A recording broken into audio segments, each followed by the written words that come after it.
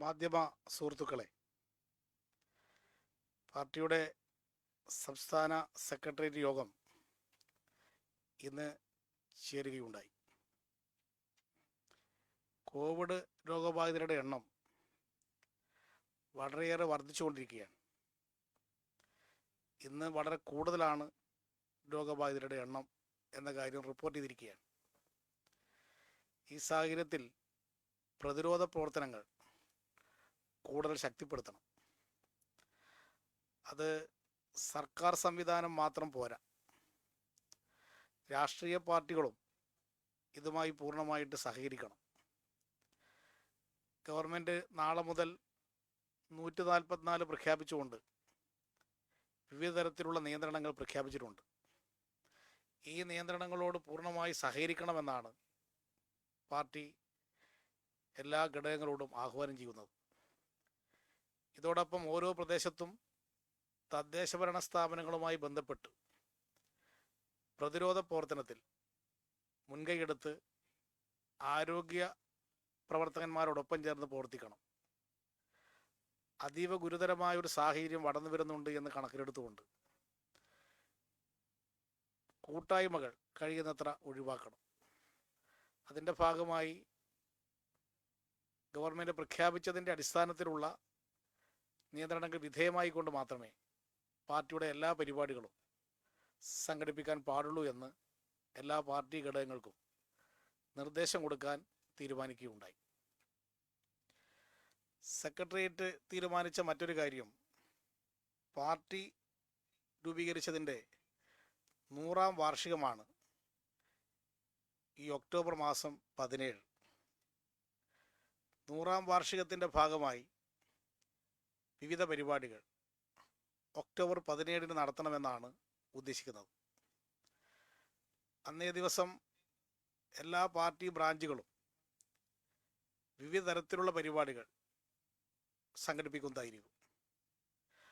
അതോടൊപ്പം വെബിനാറുകൾ, വിവിധ തരത്തിലുള്ള പ്രഭാഷണങ്ങൾ, ഇതെല്ലാം ഇന്നത്തെ കോവിഡ് നിബന്ധനകൾ വിധേയമായിക്കൊണ്ട് സംഘടിപ്പിക്കണമെന്നാണ് പാർട്ടി ഉദ്ദേശിക്കുന്നത്.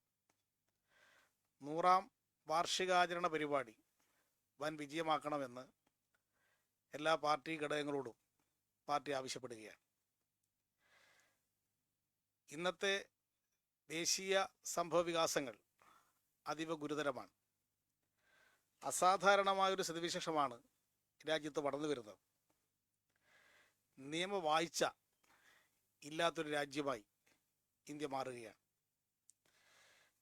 BJP ആഗ്രഹിക്കുന്ന നടപ്പാക്കുന്ന സ്ഥിതിയാണ് ഭരണഘടനാ സ്ഥാപനങ്ങളുടെ ഭാഗത്തു നിന്നും നിയമ അധിഷ്ഠിതമായ സ്ഥാപനങ്ങളുടെ ഭാഗത്തു നിന്നും തുടർച്ചയായി ഉണ്ടായിക്കൊണ്ടിരിക്കുന്നത്. അതിൻ്റെ ഏറ്റവും ഒടുവിലത്തെ ഉദാഹരണമാണ് ബാബറി മസ്ജിദ് തകർത്ത സംഭവവുമായി ബന്ധപ്പെട്ട് CBI രജിസ്റ്റർ ചെയ്ത കേസിൽ ലക്നോ CBI കോടതിയിൽ നിന്നുണ്ടായ വിധി ദൂരവ്യാപകമായ പ്രത്യാഘാതമുണ്ടാക്കുന്നതാണ്. ഹിന്ദുത്വ ശക്തികളുടെ മേധാവിത്വം നീതിന്യായ രംഗത്തും പ്രതിഫലിക്കുന്ന ഒരു വിധിയാണ് ഇപ്പോൾ ഉണ്ടായിരിക്കുന്നത്. എന്നാൽ ഈ CBI കോടതിയുടെ വിധി ഒരു ഒറ്റപ്പെട്ട സംഭവമല്ല. ഇന്ത്യയിൽ മതന്യൂനപക്ഷ വിഭാഗത്തിൽപ്പെട്ടവർക്ക് സ്വത്തിനും ജീവനും ആരാധനാലയങ്ങൾക്കും സുരക്ഷിതത്വമില്ലാത്ത ഒരവസ്ഥയാണ് വന്നു ചേരുന്നത്.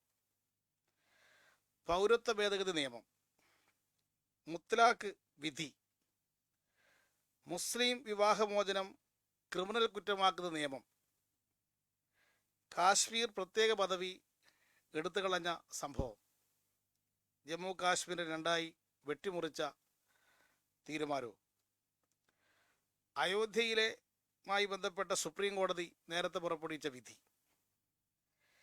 കേന്ദ്ര സർക്കാർ നേതൃത്വം കൊടുത്തു തന്നെ രാമക്ഷേത്ര നിർമ്മാണം ആരംഭിച്ചിരിക്കുന്നത്, ഡൽഹിയിലെ വർഗീയ സംഘർഷവുമായി ബന്ധപ്പെട്ട് കാവ്യവൽക്കരണത്തെ അനുകൂലിക്കാത്ത ദേശീയ നേതാക്കന്മാരെയെല്ലാം വേട്ടയാടാൻ വേണ്ടി നടത്തുന്ന പരിശ്രമങ്ങൾ, ഇതെല്ലാം തന്നെ നമ്മുടെ രാജ്യത്ത് ഒരു ജനവിഭാഗത്തിന് നീതി നിഷേധിക്കുന്ന സംഭവ പരമ്പരകളാണ് രാജ്യത്ത് നടന്നുകൊണ്ടിരിക്കുന്നത്. അതിൻ്റെ തുടർച്ചയാണ് ഇപ്പോൾ CBI കോടതിയിലുണ്ടായ ഈ വിധി. ഈ വിധിക്കെതിരെ CBI അപ്പീൽ കൊടുക്കാൻ ഇനിയും സന്നദ്ധമാകുന്ന സ്ഥിതി ഉണ്ടായിട്ടില്ല. ശക്തമായിട്ടുള്ള ബഹുജന അഭിപ്രായം ഈ കാര്യത്തിൽ ഉയർന്നു വരണം. ഇത് കണക്കിലെടുത്തുകൊണ്ടാണ് CPMൻ്റെ ആഭിമുഖ്യത്തിൽ ഇന്ന് കേരളത്തിൽ 2500 കേന്ദ്രങ്ങളിൽ ലോക്കൽ കമ്മിറ്റികൾ മുൻകൈയെടുത്ത് ഇന്ന് ബഹുജന കൂട്ടായ്മ സംഘടിപ്പിച്ചത്. തുടർന്നും ഇത്തരത്തിലുള്ള വിവിധ രൂപത്തിലുള്ള ബഹുജന ഇടപെടലുകൾ വേണം എന്നാണ് പാർട്ടി ഉദ്ദേശിക്കുന്നത്. ഭരണഘടന സംരക്ഷിക്കാനുള്ള പോരാട്ടത്തിൽ ബഹുജനങ്ങൾ രംഗത്തിറങ്ങേണ്ടുന്ന ഒരു അവസ്ഥാവിശേഷമാണ് രാജ്യത്ത് സംജാതമായിരിക്കുന്നത്. മറ്റൊരു കാര്യം, ഉത്തർപ്രദേശിൽ ഹത്രാസിൽ നടന്ന മേൽജാതിക്കാരുടെ ആക്രമണത്തിന് വിധേയമാവുകയും എന്താണ് ശരിയില്ലേ എന്താ മേൽജാതിക്കാരുടെ ആക്രമണത്തിനിരയാവുകയും ബലാത്സംഗത്തിന് വിധേയമാവുകയും ചെയ്ത സംഭവം, ഒരു ദളിത് പെൺകുട്ടിക്കുണ്ടായ സംഭവം രാജ്യത്തെ ആകെ ഞെട്ടിപ്പിച്ചിരിക്കുകയാണ്. സ്ത്രീ സുരക്ഷ ഇല്ലാത്ത രാജ്യമായി ഇന്ത്യ മാറുന്നു എന്നതാണ് ഇത് വ്യക്തമാക്കുന്നത്. മനുഷ്യസ്നേഹികളെ ആകെ ഞെട്ടിപ്പിച്ച ഒരു സംഭവമാണ് ഉത്തർപ്രദേശിൽ നിന്ന് റിപ്പോർട്ട് ചെയ്തുകൊണ്ടിരിക്കുന്നത്. ബലാത്സംഗം ചെയ്ത ക്രൂരന്മാർ, ആ പെൺകുട്ടി ആരോടും വിവരങ്ങൾ പുറത്തു പറയാൻ പാടില്ല എന്ന് ഉറപ്പുവരുത്താനാണ് ആ പെൺകുട്ടിയുടെ നാവ് തന്നെ അരിഞ്ഞെടുത്തത്. ഇത്തരമൊരു സംഭവം നമ്മുടെ ഇന്ത്യ രാജ്യത്ത് നടന്നു എന്നത്, ഈ നാട് എവിടെ എത്തിച്ചേർന്നിരിക്കുന്നു എന്നത് നമ്മളെയെല്ലാം ചിന്തിപ്പിക്കുന്നൊരു കാര്യമാണ്. അന്ത്യകർമ്മങ്ങൾ നടത്താൻ പോലും ആ വീട്ടുകാരെ അനുവദിച്ചില്ല എന്ന റിപ്പോർട്ടാണ് പിന്നീട് പുറത്തു വന്നത്. ബലം പ്രയോഗിച്ച് മൃതദേഹം സംസ്കരിക്കുന്ന സ്ഥിതി ഉണ്ടായി. ഇതിൽ പ്രതിഷേധിച്ചവരെയെല്ലാം ലാത്തിച്ചാർജ് ചെയ്യുക, ആക്രമിക്കുക, ഇതാണ് ഉത്തർപ്രദേശിലെ ഭരണകൂടം സ്വീകരിച്ച സമീപനം. യോഗി ആദിത്യനാഥ് ഭരിക്കുന്ന ഉത്തർപ്രദേശിൽ ക്രമസമാധാനം പൂർണ്ണമായി തകർന്നിരിക്കുകയാണ്. മാത്രമല്ല, ആ സംഭവ സ്ഥലത്ത് പോയി കാര്യങ്ങൾ അന്വേഷിക്കാൻ ഇപ്പോൾ ആരെയും അനുവദിക്കുന്നില്ല. വീട്ടുകാരെ കാണാൻ അനുവദിക്കുന്നില്ല. രാഹുൽ ഗാന്ധിയുടെ നേതൃത്വത്തിൽ ഒരു കൂട്ടം ആളുകൾ ആ പ്രദേശം സന്ദർശിക്കാൻ ശ്രമിച്ചപ്പോൾ രാഹുൽ ഗാന്ധിയെയും പ്രിയങ്ക ഗാന്ധിയെയും അങ്ങോട്ട് കടക്കാൻ അനുവദിക്കാതെ തടഞ്ഞു നിർത്തുകയും ആ സ്ഥലത്തേക്ക് പോകാൻ കാൽനടയായി പോയവരെ വഴിക്ക് വെച്ച് കയ്യേറ്റം ചെയ്യുകയും ബലം പ്രയോഗിച്ച് തിരിച്ചയക്കുകയും ചെയ്ത സംഭവം നമ്മുടെ രാജ്യത്തുണ്ടായി. ഇന്ത്യയിലെ മുഖ്യ പ്രതിപക്ഷ പാർട്ടിയുടെ അഖിലേന്ത്യാ നേതാക്കന്മാരോടാണ് ഉത്തർപ്രദേശിലെ ഭരണകൂടം ഇത്തരമൊരു നിലപാട് സ്വീകരിച്ചത്. പൗരാവകാശങ്ങൾ തന്നെ ഇല്ലാത്ത അവസ്ഥയിലേക്ക് കാര്യങ്ങൾ ചെന്നെത്തുകയാണ്. അടിയന്തരാവസ്ഥയെ അനുസ്മരിക്കുന്ന വിധത്തിലുള്ള സംഭവ പരമ്പരകളാണ് ഇപ്പോൾ നടന്നുകൊണ്ടിരിക്കുന്നത്. ഇത്തരത്തിൽ കോൺഗ്രസിൻ്റെ ഉന്നതന്മാരായ നേതാക്കന്മാർക്ക് പോലും സംഭവ സ്ഥലത്തേക്ക് പോകാൻ അനുമതി നിഷേധിക്കുകയും രാഹുൽ ഗാന്ധി ആക്രമിക്കാൻ തയ്യാറാവുകയും ചെയ്ത സംഭവത്തെ പാർട്ടി സംസ്ഥാന സെക്രട്ടേറിയറ്റ് ശക്തമായി പ്രതിഷേധിക്കുകയാണ്. ഇത്തരം സംഭവങ്ങൾ ഒരു കാരണവശാലും രാജ്യത്ത് അനുവദിക്കാൻ പാടില്ല. RSSൻ്റെ ഫാസിസ്റ്റ് നിലപാടിൻ്റെ ഭാഗമാണ് ഇത്തരത്തിലുള്ള സംഭവങ്ങൾ എന്നത് കണ്ടുകൊണ്ട് ഇതിനെതിരായ പ്രതികരണങ്ങൾ ഉണ്ടാകണമെന്നാണ് പാർട്ടി ആഹ്വാനം ചെയ്യുന്നത്. ഇതിന്ന് കോൺഗ്രസ് നേതൃത്വത്തിനെതിരായിട്ടല്ലേ, നടന്നോട്ടെ എന്ന സമീപനമല്ല CPMനുള്ളത്. ഇത്തരം നിലപാടുകൾക്കെതിരെ ശക്തമായ പ്രതിരോധം രാജ്യത്ത് ഉയർന്നു വരണമെന്നാണ് പാർട്ടി സംസ്ഥാന സെക്രട്ടേറിയറ്റ് ചർച്ച ചെയ്ത് അഭിപ്രായപ്പെട്ടിരിക്കുന്നത്.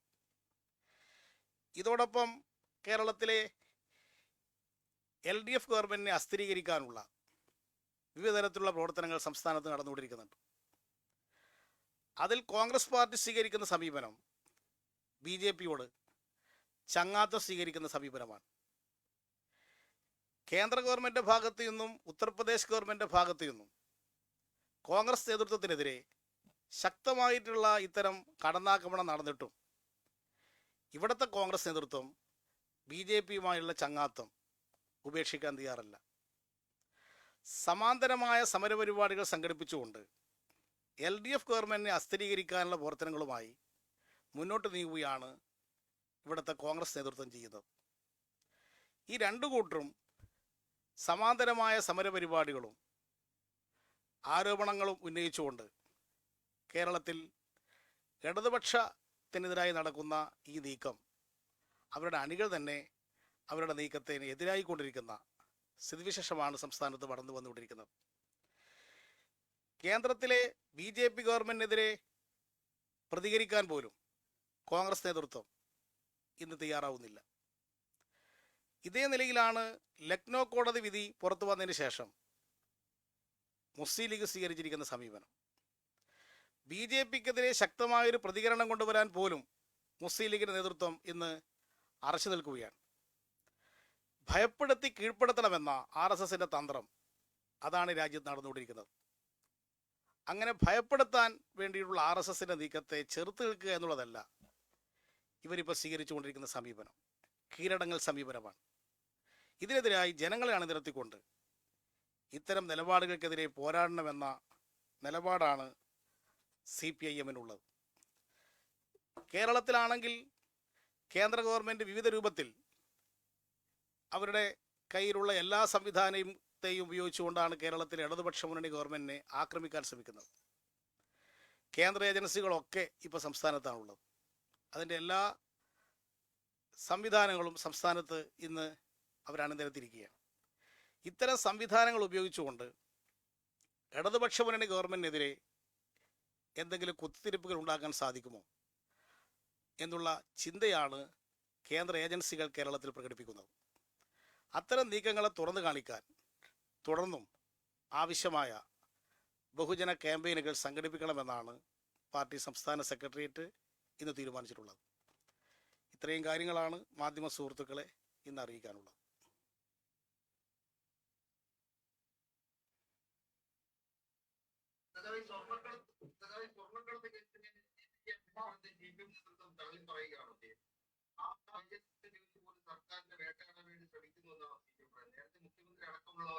അന്വേഷണം ശരിയായ ദിശയിലാണ് എന്ന് പറയുന്നത്. CPM നേതൃത്വം അന്വേഷണത്തെ ഇപ്പോ പൂർണ്ണമായും തള്ളിപ്പറയുകയാണ്. അത് ശരിയായ ദിശയിലല്ല എന്ന് തോന്നുന്നുണ്ടോ?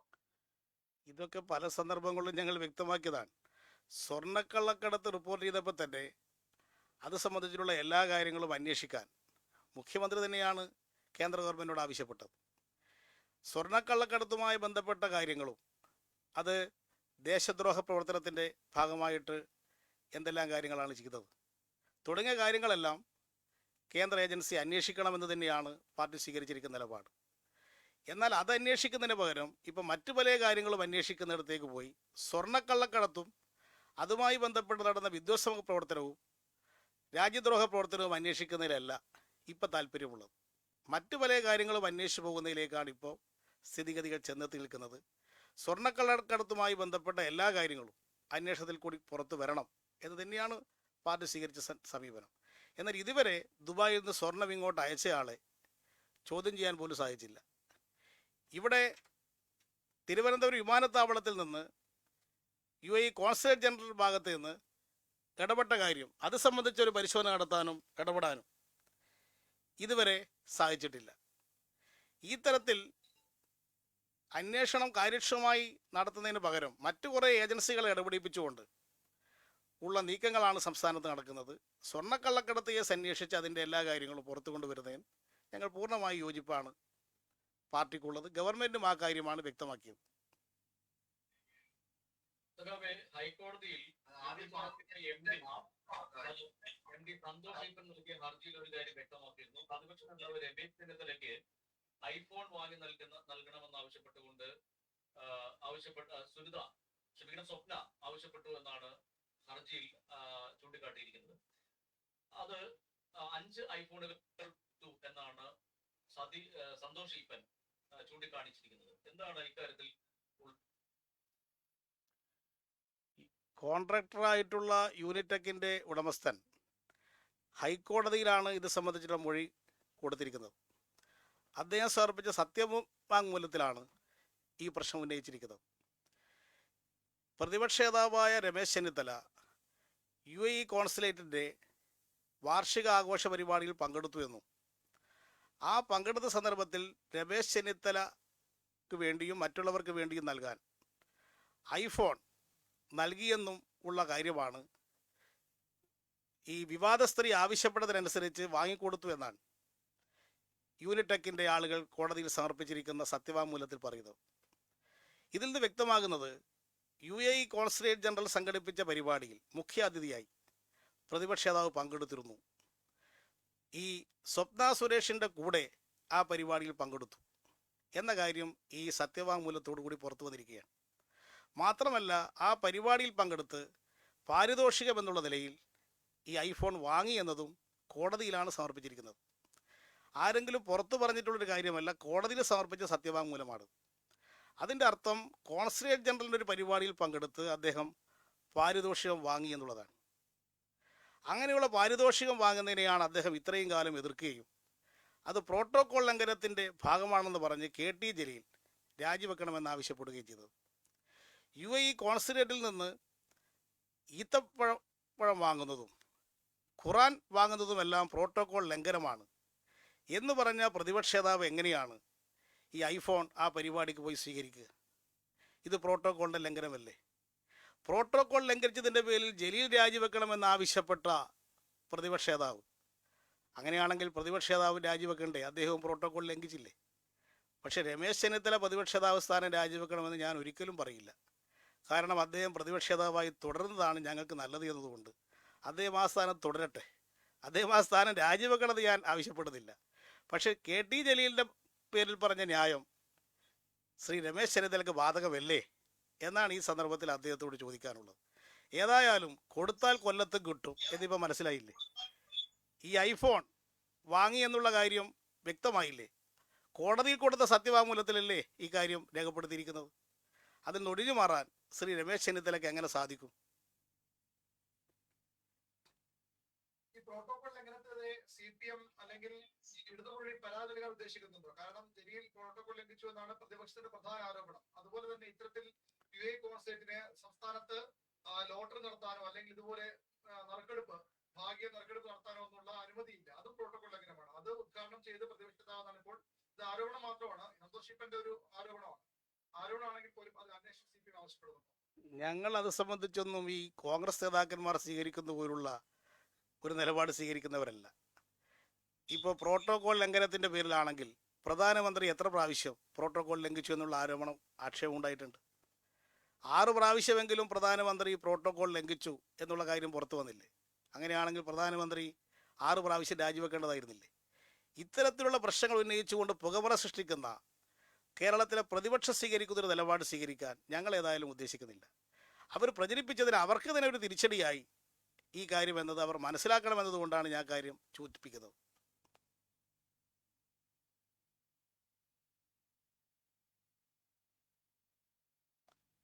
എന്താ ദീപ് പറയുന്നത് കേൾക്കുന്നില്ല? എന്തൊരു കേൾക്കായ്മയുണ്ടല്ലോ.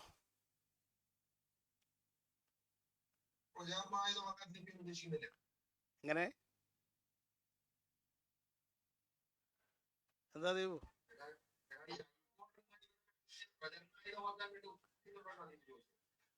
ഇതൊക്കെ എല്ലാവർക്കും ഇപ്പം പ്രചരണം ആയിക്കഴിഞ്ഞില്ലേ? ആയുധമാക്കേണ്ട കാര്യമൊന്നുമില്ലല്ലോ. ഇതെല്ലാവരുടെ കയ്യിലും എത്തിക്കഴിഞ്ഞില്ലേ ഈ വസ്തുത? അപ്പം ഇത്തരത്തിലുള്ള കാര്യങ്ങൾ ആണ് ഉപയോഗിച്ചുകൊണ്ടായിരുന്നു ഇതുവരെ അവർ പ്രചരണം നടത്തിയിരുന്നത്. പക്ഷെ അവർക്കും ഇപ്പോൾ ഇത് കാര്യങ്ങൾ ഓരോന്നോരോന്നായിട്ട് തിരിച്ചു വരാൻ തുടങ്ങിയില്ലേ? ഇതൊരു ബൂമറങ്ങായിട്ട് മാറും അവസാനമാകുമ്പോഴെന്ന് ഞങ്ങൾ പറഞ്ഞത് ശരിയായില്ലേ?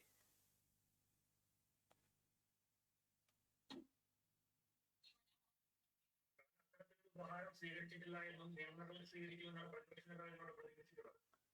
ഇത് ഹൈക്കോടതിയിൽ തന്നെ കൊടുത്ത സത്യവാങ്മൂലമല്ലേ? ആരെങ്കിലും പുറത്തു പറഞ്ഞ കാര്യമാണോ? അപ്പോൾ ഹൈക്കോടതിയുടെ പരിഗണനയിലാണല്ലോ ഇപ്പോൾ ഈ വിഷയം. അപ്പോൾ പ്രതിപക്ഷ നേതാവ് കക്ഷി ചേർന്ന് ഹൈക്കോടതിയിൽ പോയിട്ട് പറയട്ടെ ഞാനിത് വാങ്ങിയിട്ടില്ല എന്ന്. പുറത്ത് പറഞ്ഞുകൊണ്ട് കാര്യമുണ്ടോ? ഇനി ഹൈക്കോടതിയിൽ വന്ന സത്യവാങ്മൂലമായിട്ട് ഇത് മാറിക്കഴിഞ്ഞില്ലേ? ഹൈക്കോടതി രേഖയിൽ വന്നില്ലേ?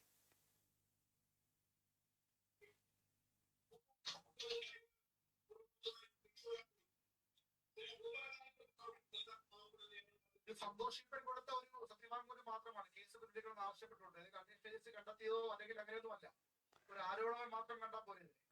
അങ്ങനെയാണല്ലോ ഈ സ്വപ്ന സുരേഷും മറ്റു പ്രതികളും പറഞ്ഞ കാര്യങ്ങൾ വെച്ചുകൊണ്ടല്ലേ പല ആരോപണങ്ങളും നിങ്ങൾ ഏറ്റെടുത്ത് പറഞ്ഞുകൊണ്ടിരിക്കുന്നത്. അപ്പോൾ അങ്ങനെയുള്ള ഹൈക്കോടതിയിൽ സത്യവാങ്മൂലം കൊടുത്ത കാര്യം നിങ്ങൾ എടുക്കൂല, സ്വപ്ന സുരേഷും പ്രതികളും പറയുന്ന കാര്യം ഉപയോഗിക്കുമെന്ന് പറയുന്നത് ശരിയാണോ? ഇതെല്ലാവർക്കും ബാധകല്ലേ? മാത്രമല്ല CPM എടുക്കുന്നില്ല, CPM ന് ഇതൊരു ആയുധമായി സ്വീകരിക്കാൻ ഞങ്ങൾ എടുക്കാത്തത് നിങ്ങൾ പറയുന്ന എല്ലാ ഭക്ഷണത്തിനും വെട്ടുപിടിക്കാൻ ഞങ്ങൾ ഏതായാലും ഉദ്ദേശിക്കുന്നില്ല. നിങ്ങൾ കുറേ ഭക്ഷണത്തിന് നേരത്തെ ഞങ്ങൾക്കെതിരായിട്ട് പറഞ്ഞു, അതേപോലെ ഞങ്ങളും അങ്ങോട്ട് പറയാൻ ഉദ്ദേശിക്കുന്നില്ല. അത് ഞങ്ങളുടെ മാന്യത എന്ന് മനസ്സിലായിക്കോ. അവിടെ ഒരു സത്യവാങ്മൂലം വന്നതാണ്. അത് സത്യവാങ്മൂലം വന്നു. സത്യവാങ്മൂലം അല്ലാത്ത പ്രതികൾ അത് പറഞ്ഞു ഇത് പറഞ്ഞു എന്ന് പറഞ്ഞ കാര്യം ഒരു രേഖയില്ലാത്ത എത്ര ദിവസങ്ങൾ പറഞ്ഞു? പ്രതിപക്ഷ നേതാവിന് ഏറ്റെടുത്തില്ലേ ഒരു രേഖയില്ലാത്ത കാര്യം? പ്രതികൾ പറയുന്ന കാര്യം ഏറ്റെടുക്കുന്ന ആളല്ലേ പ്രതിപക്ഷ നേതാവ്. ഇപ്പം അദ്ദേഹത്തിനെതിരായിട്ട് സത്യവാങ്മൂലം തന്നെ വന്നപ്പോൾ അദ്ദേഹം ഇതിന് അനുഭവിച്ചില്ലേ? അത് മാത്രമേ ഞങ്ങൾ ചൂണ്ടിക്കാണിക്കുന്നുള്ളൂ. മുഖ്യമന്ത്രി തന്നെ ആവശ്യപ്പെട്ടിട്ടാണ് കേന്ദ്ര ഏജൻസികളുടെ സ്വർണ്ണക്കടത്ത് അന്വേഷിക്കുന്നത്. പക്ഷേ ഇപ്പൊ പറയുന്നു അന്വേഷിക്കാൻ അവരെ യോഗ്യരല്ല, അവർ രാഷ്ട്രീയ ഘട്ടത്തിലേക്ക് വർദ്ധിക്കുന്നതാണ് CPM ആരോപിക്കുന്നത്. അന്വേഷണം വഴിമാറി പോകുന്നതാണ് സഖാവ് പറഞ്ഞിട്ടുണ്ട്. എല്ലാ വർഷങ്ങളും അന്വേഷിക്കുകയല്ലേ ചെയ്യുന്നത്. എൻ്റെ സ്വർണ്ണക്കള്ളക്കടത്ത് കേസ് അന്വേഷിക്കുന്നത് NIA ആണ്. പക്ഷേ ഇപ്പോഴും NIA അല്ലല്ലോ ഇപ്പോൾ വന്നിരിക്കുന്നത്. ഇപ്പോൾ സ്വർണ്ണക്കള്ളക്കടത്ത് കേസല്ല അന്വേഷിക്കുന്നത്, ലൈഫിനെ പറ്റിയാണ് അന്വേഷിക്കുന്നത്. അപ്പോൾ അത് ലൈഫ് സ്വർണ്ണക്കള്ളക്കടത്തുമായിട്ട് എന്താ ബന്ധം? സ്വർണ്ണക്കള്ളക്കടത്തിൻ്റെ ഭാഗമായിട്ടാണോ ലൈഫിൻ്റെ പൈസ വന്നിരിക്കുന്നത്? അപ്പോൾ രണ്ടും രണ്ട് വിഷയമല്ലേ? അപ്പോൾ ഇപ്പോൾ സ്വർണ്ണക്കള്ളക്കടത്തിൻ്റെ വിഷയം അന്വേഷിക്കുന്നു, അത് ശരി. ഇപ്പോൾ അന്വേഷിക്കുന്ന സ്വർണ്ണക്കള്ളക്കടത്തല്ലല്ലോ, 140 വീട് നിർമ്മിച്ചതിനെ പറ്റിയല്ലേ ഇപ്പോൾ അന്വേഷണം നടത്തുന്നത്. അതല്ലേ CBI അന്വേഷിച്ചുകൊണ്ടിരിക്കുന്നത്. അതും സ്വർണ്ണക്കള്ളക്കടത്തുമായിട്ട് എന്താ ബന്ധം? അപ്പോൾ വ്യത്യസ്തമായ രീതിയിലേക്ക് അന്വേഷണങ്ങൾ പോകുന്നതിനെയാണ് ഞങ്ങൾ ഇത് സംബന്ധിച്ച് പറയുന്നത്. അല്ലാണ്ട് സ്വർണ്ണക്കള്ളക്കടത്ത് അന്വേഷിച്ചോട്ടെ, അതുമായി ബന്ധപ്പെട്ട എല്ലാ കാര്യങ്ങളും പുറത്തു വരട്ടെ.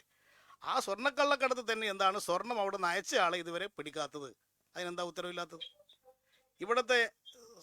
ഇവിടുത്തെ കോൺസുലേറ്റ് ജനറൽ ഓഫീസിൽ അതുമായി ബന്ധപ്പെട്ടവരെ എന്തുകൊണ്ടാണ് ഇതുവരെ ചോദ്യം ചെയ്യാത്തത്? ഇതിനെന്താ ഉത്തരം പറയാത്തത്? ഇതല്ലേ അവർ ഉത്തരം പറയേണ്ടത്, ഏജൻസികൾ, അന്വേഷണ ഏജൻസികൾ. ഇത് ലക്നോ കോടതിയിൽ ഇപ്പോൾ CBIയെ കുറിച്ച് പറഞ്ഞത് കേട്ടില്ലേ? ലോകം മുഴുവൻ കണ്ടതാണ് ബാബറി മസ്ജിദ് പൊളിച്ച ആളുകളെ സംബന്ധിച്ച്.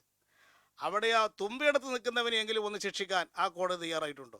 ലോകം മുഴുവൻ കണ്ട കേസിൽ തെളിവില്ലെന്ന് പറഞ്ഞാൽ പിന്നെ എന്താണ് CBI എന്ന് പറയുന്ന ഈ സംവിധാനം? അതുപോലും കണ്ടെത്താൻ, ലോകം മുഴുവൻ കണ്ട ഫോട്ടോയിൽ ഉള്ള ആളെ പോലും കണ്ടെത്താൻ 25 കൊല്ലമായിട്ട് കഴിഞ്ഞിട്ടില്ല CBIക്ക്. ഈ CBI അല്ലേ ഇവിടെ മഹത്വവൽക്കരിച്ച് കാര്യങ്ങൾ അവതരിപ്പിച്ചു കൊണ്ട് കിടക്കുന്നത്. അപ്പോൾ അതാണ് ഞങ്ങൾ അതിൻ്റെ പൊള്ളത്തരം ചൂണ്ടിക്കാണിക്കുന്നത്. അപ്പോൾ രാഷ്ട്രീയ ആവശ്യത്തിന് വേണ്ടിയിട്ടാണ് ഇത് ഉപയോഗിക്കുന്നതിനുള്ള ഏറ്റവും വലിയ തെളിവല്ലേ? CBIയിൽ ഏറ്റവും സമർത്ഥന്മാരായ ഓഫീസർമാരുണ്ട്, കഴിവ് തെളിയിച്ച ആളുകളുണ്ട്, പല കേസും CBI തെളിയിച്ചിട്ടുണ്ട്. പക്ഷേ ആ കഴിവുള്ള ഓഫീസർമാരെ തന്നെ മൂലക്കിരുത്തി രാഷ്ട്രീയ ആവശ്യത്തിന് വേണ്ടി ഉപയോഗിക്കുന്നു. അങ്ങനെ രാഷ്ട്രീയ ആവശ്യത്തിന് വേണ്ടി കേന്ദ്ര ഏജൻസികൾ ഉപയോഗിക്കുന്നതിനെയാണ് ഞങ്ങൾ ചോദ്യം ചെയ്യുന്നത്.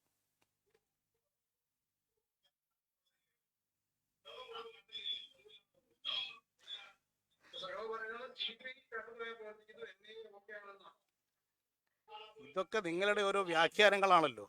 നിങ്ങളത് അങ്ങനെയാണോ ഇങ്ങനെയാണോ എന്ന് ചോദിച്ചതിനനുസരിച്ച് മറുപടി പറയേണ്ട കാര്യമൊന്നുമില്ല. NIA അന്വേഷിക്കട്ടെ. CBI ഇപ്പോൾ നടത്തിയ അന്വേഷണത്തിൻ്റെ ഞങ്ങളത് ചോദ്യം ചെയ്തിട്ടുണ്ട്, ഹൈക്കോടതിയിൽ ചോദ്യം ചെയ്തിട്ടുണ്ട്. അത് ഹൈക്കോടതി അത് സംബന്ധിച്ച് തീരുമാനിക്കട്ടെ. അതിനകത്ത് നിയമപരമായ സാധ്യതയുണ്ടോ എന്ന് ഹൈക്കോടതി തീരുമാനിക്കട്ടെ. NIAയുടെ അന്വേഷണത്തെ ഞങ്ങളാരും ചോദ്യം ചെയ്തിട്ടില്ലല്ലോ.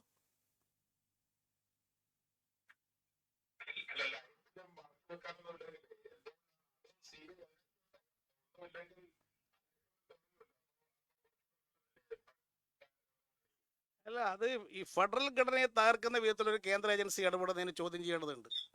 CBIക്ക് അന്വേഷണം ഏറ്റെടുക്കുന്നതിന് വ്യവസ്ഥാപിതമായ നിയമമുണ്ട്. ആ നിയമത്തിന് വിരുദ്ധമായിട്ട് CBI പ്രവർത്തിക്കുമ്പോഴാണ് ഞങ്ങൾ കോടതിയിൽ ചോദ്യം ചെയ്തത്. അതിപ്പോൾ കോടതിയുടെ പരിഗണനയിലാണല്ലോ. കോടതി ഇത് ഫയലിൽ സ്വീകരിച്ചു കഴിഞ്ഞിരിക്കുകയല്ലേ. അപ്പോൾ ഇനി കോടതി തീരുമാനിക്കട്ടെ ഈ പറയുന്നത് ശരിയാണോ തെറ്റാണോ എന്നുള്ള കാര്യം കോടതി തീരുമാനിക്കട്ടെ. അത് നിയമപരമായി പരിശോധനയ്ക്ക് വിധേയമാക്കേണ്ട ഒരു കാര്യമാണ്. പക്ഷേ ഇവിടെ ചില ആളുകൾ പ്രചരിപ്പിക്കുന്നത് പോലെ CBIക്ക് കേരളത്തിൽ പ്രവേശനം കൊടുക്കുകയില്ല എന്നൊരു തീരുമാനം ഞങ്ങൾ ഏതായാലും എടുക്കാൻ പോകുന്നില്ല. ഡൽഹി പോലീസ് എസ്റ്റാബ്ലിഷ്മെൻറ്റ് ആക്ട് അനുസരിച്ചുകൊണ്ടാണ് ഓരോ സംസ്ഥാനങ്ങളും നേരത്തെ അനുമതി കൊടുത്തതിൻ്റെ ഭാഗമായിട്ടാണ് CBI സംസ്ഥാനങ്ങളിൽ കേസുകൾ ഇടപെടുന്നത്.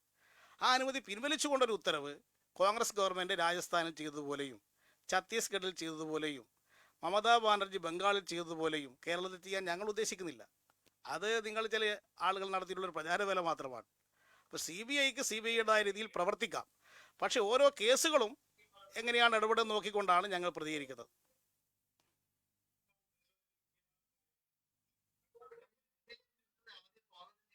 തെറ്റായി പോയി ഇപ്പോൾ തോന്നുന്നുണ്ടോ? കാരണം അവര് ആദ്യം അവരെ ഭയങ്കരമായിട്ട് വിശ്വസിച്ചിട്ടാണ് മുഖ്യമന്ത്രി അടക്കമുള്ള പറഞ്ഞത് ശരിയായ രീതിയിൽ അന്വേഷണം നടക്കുന്നു.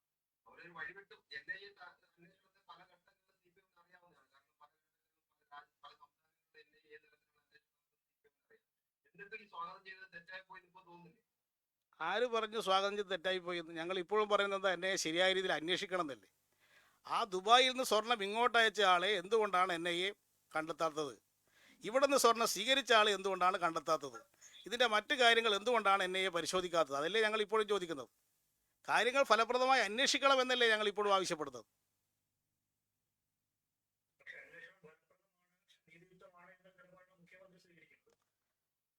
മുഖ്യമന്ത്രി സ്വീകരിച്ച നിലപാട് ശരിയാണ്. അദ്ദേഹത്തിന് ഭരണഘടനാനുസൃതമായ രീതിയിലെ ഗവൺമെൻറ് പ്രവർത്തിക്കാൻ സാധിക്കുള്ളൂ.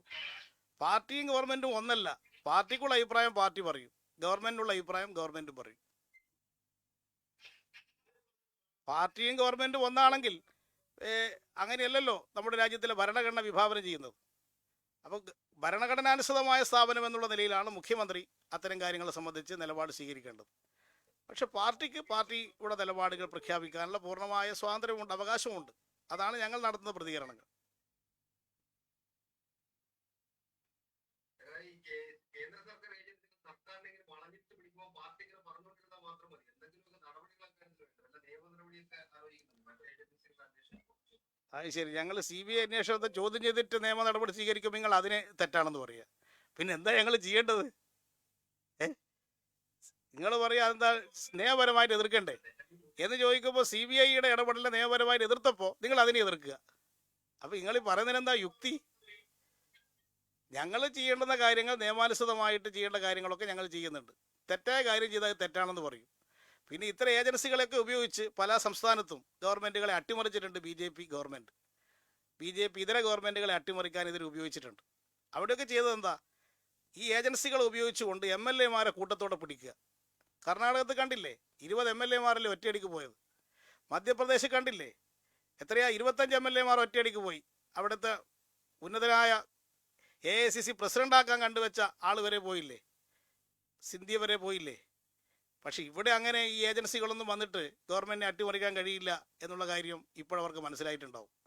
അതുകൊണ്ട് എല്ലാ ഏജൻസികളും ഇവിടെ കയറൂരി വിട്ടിട്ടുണ്ടെങ്കിലും അവരുദ്ദേശിക്കുന്ന കാര്യമൊന്നും ഈ ഏജൻസികളെ കൊണ്ട് ഇവിടെ നടക്കാൻ പോകുന്നില്ല. ഈ ഗവൺമെൻറ്റിനെ അട്ടിമറിക്കാൻ എല്ലാ കേന്ദ്ര ഏജൻസികളും വിചാരിച്ചാലും ഈ കേരളത്തിലെ ഗവൺമെൻറ്റിനെ അട്ടിമറിക്കാൻ സാധിക്കില്ല. ഇത് സുശക്തമായ ഗവൺമെൻറ് ആണെന്നുള്ളത് കൊണ്ട് ഒരാളെപ്പോലും ഇടതുപക്ഷത്തു നിന്ന് മാറ്റി അപ്പുറത്തേക്ക് കൊണ്ടുപോകാനും കേരളത്തിൽ കഴിയില്ലെന്ന് തെളിഞ്ഞതല്ലേ. മറ്റ് സംസ്ഥാനത്തിൽ ഇടപെടുന്നത് പോലെ ഇവിടെ ഇടപെട്ടിട്ട് വല്ല കാര്യമുണ്ടോ എന്ന് അവർ തന്നെ ആലോചിക്കേണ്ടതാണ്.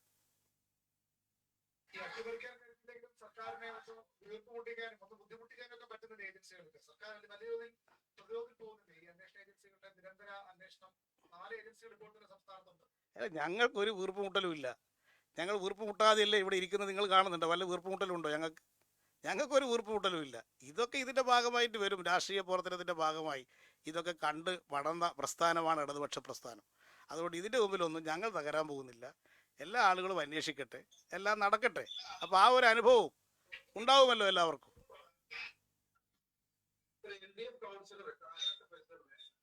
കഴിഞ്ഞ ദിവസം കസ്റ്റംസ് കസ്റ്റഡിയിലെടുക്കുകയും ചോദ്യം ചെയ്യുകയും ചെയ്തു. അദ്ദേഹവുമായി ബന്ധപ്പെട്ടുള്ള ഒരു ആരോപണം ഉന്നയിക്കപ്പെടുന്നത് അദ്ദേഹത്തിന്റെ കാറിലാണ് താങ്കൾ ഒരു തവണ യാത്ര നടത്തുകയും ചെയ്തു. അങ്ങനെ CPMന്റെ നെഞ്ചിടിപ്പാണ് ഇപ്പോൾ വർദ്ധിക്കുന്നതെന്നാണ് പ്രതിപക്ഷം പറയുന്നത്. ഈ കാരാട് റിസാഖ് എന്ന് പറയുന്ന ഫൈസലോ അയാളുമായിട്ട് എനിക്ക് യാതൊരു ബന്ധവുമില്ല എന്ന് എല്ലാവർക്കും അറിയാം. അവിടെ കൊടുവള്ളിയിൽ LDFിൻ്റെ ജാഥ സ്വീകരണ സ്ഥലത്ത് വൻ ജനക്കൂട്ടമുണ്ടായി. ആ ജനക്കൂട്ട സ്ഥലത്ത് അവിടെ നിന്ന് ഈ വാഹനത്തിൽ കയറ്റി ആ യോഗ സ്ഥലത്തേക്ക് കൊണ്ടുപോയി. അതാണ് സഞ്ചരിച്ചു എന്ന് പറയുന്നതിൻ്റെ കഥ. അദ്ദേഹവുമായിട്ട് ആർക്കെങ്കിലും എനിക്ക് വല്ല ബന്ധമുണ്ടോ? ഇത് എല്ലാവർക്കും അറിയുന്ന കാര്യമാണ്. നിങ്ങൾ ഇത് ഇങ്ങനെ പറഞ്ഞുകൊണ്ടിരിക്കും, ആ കാറ് കയറി. ഞാൻ ആദ്യമായിട്ടാണ് അങ്ങനത്തെ ഒരു കാറ് അവിടെ കാണുന്നത്. അതിൻ്റെ വലിയ ജനക്കൂട്ടമായതുകൊണ്ട് ആ ജനക്കൂട്ടത്തിൽ രക്ഷപ്പെടാൻ ആ കാറിൽ അവർ കയറ്റിയ സ്വീകരണ സ്ഥലത്തേക്ക് കൊണ്ടുപോയതാണ്.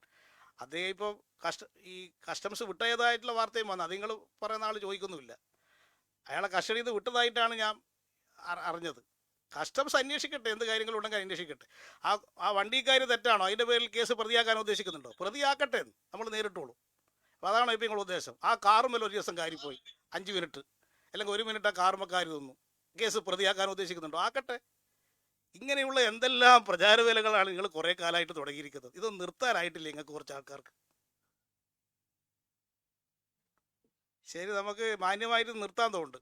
കൂടുതൽ ചോദ്യങ്ങളൊന്നും കാണുന്നില്ല, വെറുതെ ഇങ്ങനെ ചോദ്യം ചോദിച്ചുകൊണ്ടിരിക്കൽ മാത്രം. അതുകൊണ്ടാണല്ലോ ഇതിലേക്ക് എത്തിയത്. നമ്മൾ ഏഷ്യാനെറ്റിൻ്റെ ആളാതുകൊണ്ടല്ലേ അവസാനം ചോദിച്ചേ. ഓ എന്താ?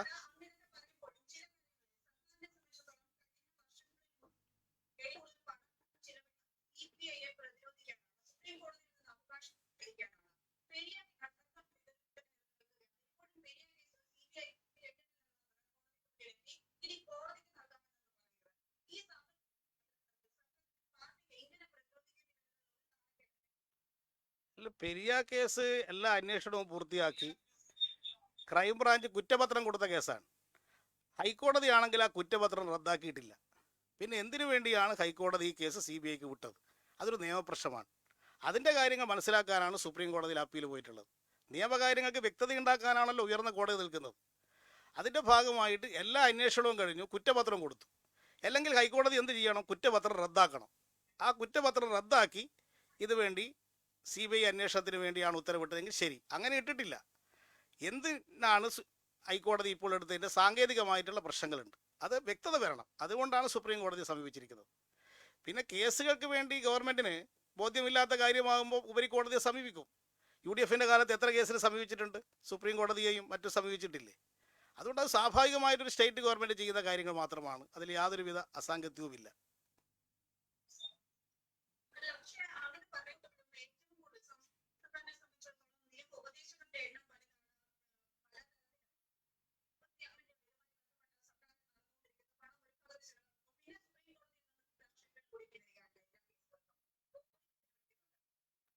അത് ഓരോ കേസിനും ഫലപ്രദമായി നടത്താൻ പറ്റിയ അഭിഭാഷകന്മാർ ആരായിരിക്കണമെന്ന് തീരുമാനിക്കേണ്ടത് അഡ്വക്കേറ്റ് ജനറലാണ്. അഡ്വക്കേറ്റ് ജനറലിൻ്റെ നിയമോപദേശപ്രകാരം ഗവൺമെൻറ് പ്രവർത്തിക്കേണ്ടതായിട്ട് വരും. അങ്ങനെയാണ് മുൻകാലങ്ങളിലെ ഇവിടുത്തെ ഗവൺമെൻറ്റുകളൊക്കെ പ്രവർത്തിച്ചിട്ടുള്ളത്. ആ രീതി തന്നെയാണ് ഇപ്പോഴത്തെ LDF ഗവൺമെൻറ്റും പിന്തുടരുന്നത്. അത് ഒരു ഗവൺമെൻറ്റിന് ചെയ്യാൻ സാധിക്കുന്ന കാര്യങ്ങൾ മാത്രമേ LDF ഗവൺമെൻറ് ചെയ്യുന്നുള്ളൂ. നിയമവിരുദ്ധമായിട്ട് ഒരു കാര്യവും ചെയ്യുന്നില്ല. അങ്ങനെ ചെയ്യുന്നതാണെങ്കിൽ സുപ്രീം കോടതി തന്നെ പറയുമല്ലോ നിങ്ങൾ ചെയ്തത് തെറ്റാണെന്ന്. അങ്ങനെ ഇതുവരെ പറഞ്ഞിട്ടില്ലല്ലോ.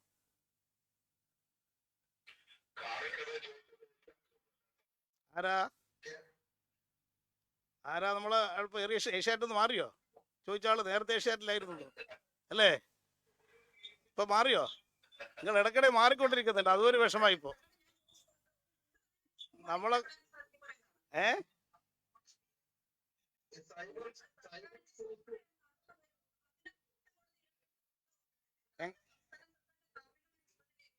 എന്താണ് വ്യക്തമായില്ല? ചോദ്യം വ്യക്തമായില്ല. എന്താ? സർക്കാരോ?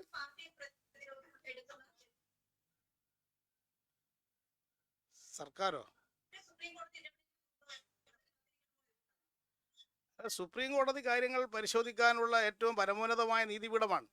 അപ്പോൾ സുപ്രീം കോടതി കൂടി അതിനെ സംബന്ധിച്ചൊരു തീരുമാനം എടുക്കട്ടെ. അത് സംബന്ധിച്ചൊരു വ്യക്തത ഉണ്ടാകുന്നതാണല്ലോ നല്ലത് നിയമ കാര്യങ്ങളെ സംബന്ധിച്ച്. അതിൽ അവസാന വാക്ക് പറയേണ്ടത് സുപ്രീം കോടതിയാണ്. അപ്പോൾ സുപ്രീം കോടതിയിലൊരു വ്യക്തത വരട്ടെ എന്നേ ഉദ്ദേശിക്കുന്നു. ഇപ്പോൾ കേസിൽപ്പെട്ട എല്ലാ പ്രതികളും ജയിലിലാണല്ലോ, അതിന് ബുദ്ധിമുട്ടേണ്ട കാര്യമൊന്നുമില്ലല്ലോ. കുറ്റപത്രം കൊടുത്തു കഴിഞ്ഞില്ലേ? അപ്പോൾ മറ്റൊന്നും ഇപ്പോൾ സംഭവിക്കാനില്ല. പ്രതികളെയൊക്കെ അറസ്റ്റ് ചെയ്ത് കഴിഞ്ഞിട്ടുണ്ട്, കുറ്റപത്രം കൊടുത്തിട്ടുണ്ട്, അവരൊക്കെ ജയിലിലാണ് ഇപ്പോൾ കഴിയുകയും ചെയ്യുന്നത്. അപ്പോൾ വേറൊന്നും ഇപ്പോൾ സംഭവിക്കാനില്ല. ഈ കേസ് കുറച്ച് ദിവസം നീണ്ടുപോയാലൊന്നും സംഭവിക്കാനില്ല. എന്താ, നമുക്ക് അവസാനിപ്പിക്കാമോ? ഈ സൈബർ സ്പേസിൽ സ്ത്രീകളെ അപമാനിക്കുന്നത് വലിയ വ്യാപകമായിട്ടുണ്ട്. അപ്പൊ ഈ പാർട്ടി സഹാക്കളൊക്കെ അതിനകത്ത് പലപ്പോഴും പങ്കാളിയാകുന്നുണ്ട്. അപ്പൊ പാർട്ടി ഒരു നിലപാട് ആവശ്യപ്പെട്ടു. അല്ല, സ്ത്രീത്വത്തെ അപമാനിക്കുന്ന സ്ഥിതി സൈബർ വഴിയാണെങ്കിലും പാടില്ല, മറ്റു തരത്തിലാണെങ്കിലും പാടില്ല. സൈബർ സംവിധാനം വഴി അത്തരത്തിലുള്ള ധാരാളം കാര്യങ്ങൾ ഇപ്പോൾ നടന്നു വരുന്നതായിട്ട് റിപ്പോർട്ട് ചെയ്യപ്പെടുന്നുണ്ട്. അത് അങ്ങേയറ്റം തെറ്റാണെന്ന് മാത്രമല്ല, അതൊരു കാരണവശാലും നടക്കാൻ പാടില്ലാത്തതാണ്. സ്ത്രീത്വത്തിനെതിരായിട്ടുള്ള കടന്നാക്രമണം ഏത് രൂപത്തിലായാലും അതിനെ ശക്തമായിട്ട് നിയമ നടപടി സ്വീകരിക്കണം. ഇപ്പോൾ സമീപകാലത്തുണ്ടായ സംഭവത്തെ അടിസ്ഥാനമാക്കി സൈബർ ആക്ടിൽ ചില ഭേദഗതികൾ വരുത്തേണ്ടതായിട്ട് വരും. അത് സംസ്ഥാന ഗവൺമെൻറ്റിന് വരുത്താൻ സാധിക്കുന്ന ഭേദഗതി കേരള പോലീസ് ആക്ടിൽ വരുത്തിക്കൊണ്ട് സ്ത്രീത്വത്തിനെതിരായിട്ട് സൈബർ ആക്രമണം ശക്തമായി തടയാനുള്ള നടപടികൾ വേണം. അതിനാവശ്യമായ നടപടികൾ ഗവൺമെൻറ് സ്വീകരിക്കുമെന്നാണ് ഞാൻ പ്രതീക്ഷിക്കുന്നത്. എന്നാൽ ശരി, ഓക്കെ, നിർത്താം.